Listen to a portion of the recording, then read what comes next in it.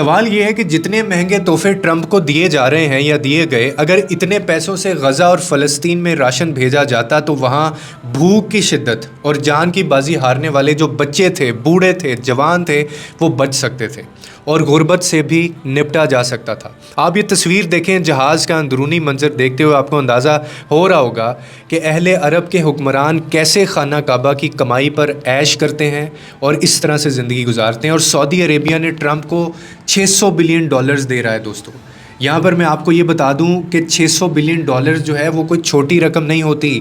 جو پوری دنیا کا امیر ترین آدمی ہے نا، ایلون مسک جس کا نام ہے، اس کے پاس بھی اگر سب کچھ ملا کر اکٹھا کر کے دیکھا جائے نا تو وہ $400 بلین ہیں، اور سعودی عربیہ امریکہ میں انویسٹمنٹ کرنے جا رہا ہے $600 بلین کی، مطلب ایلون مسک سے بھی $200 بلین زیادہ۔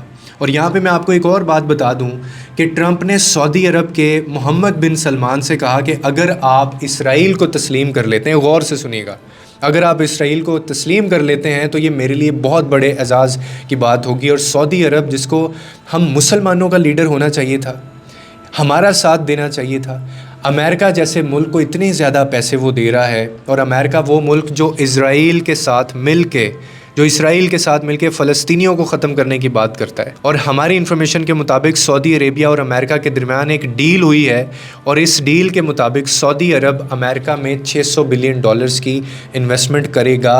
اور اب $600 بلین پاکستانی روپیز میں کتنے بنتے ہیں تو آپ کی اطلاع کے لیے عرض ہے کہ یہ 16 لاکھ ارب بنتے ہیں۔ یہ ایک بہت بڑا معاہدہ ہوا ہے سعودی عرب اور امریکہ کے درمیان میں۔ اگر اس وقت سعودی عربیہ اپنی بات پر اڑ جاتا اور یہ بات کرتا کہ فلسطین کو آزاد کرو، فلسطینیوں کا حق دو، تو یقین مانیے کہ یہ ٹرمپ مجبور ہو جاتا، کیونکہ $600 بلین کسی کو بھی برے نہیں لگتے، اپنے ملک میں آتے ہوئے ہی کسی کو برے نہیں لگتے۔ لیکن افسوس کہ انہوں نے کیا کیا، اور اب یہ جو دی گریٹ اسرائیل ہے یہ اس کو بھی تسلیم کرے گا۔ یہ وہ لوگ ہیں جن کو ہماری سائڈ پہ کھڑا ہونا چاہیے تھا۔